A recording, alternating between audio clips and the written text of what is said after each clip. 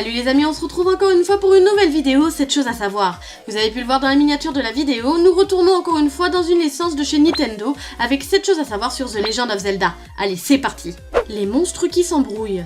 Pour les gamers qui ont joué à pas mal de jeux de la gamme Zelda, et surtout dans Zelda Wind Waker, vous avez dû avoir affaire au blob, ou plus connu sous le nom de Chuchu.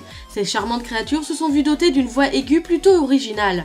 Eh bien sachez que cette voix a été créée via des enregistrements de disputes de japonais, le tout accéléré et joué à l'envers.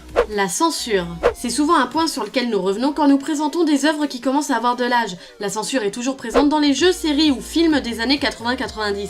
Zelda n'en est pas exclu, je vais prendre un jeu en particulier en exemple. The Legend of Zelda Link's Awakening est sorti en 93 et s'est vu réédité en version couleur pour la Game Boy Color en 98. Mais autant vous dire que l'opus n'a pas subi qu'une mise en couleur. La plus connue est la censure sur la sirène que rencontre notre héros dans le jeu.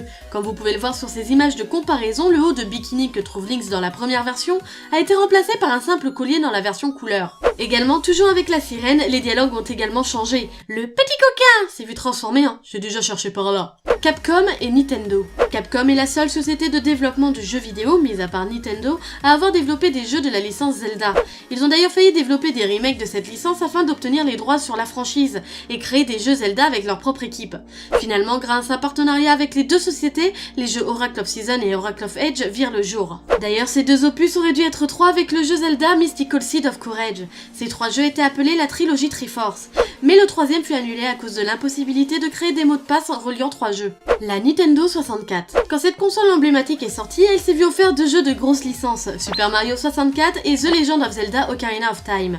Le support n'est pas le seul point commun entre ces deux licences puisque, dans le premier trailer du jeu Ocarina of Time, il se trouve que la texture de l'ennemi que Link combat est la réplique exacte de la texture de Metal Mario dans Super Mario 64. Robin Williams. Robin Williams, le célèbre acteur qui a joué dans de nombreux films tels que Good Morning Vietnam ou encore La Nuit au musée, mais surtout qui a été la voix du génie dans la version originale d'Aladin. Bref, je m'égare.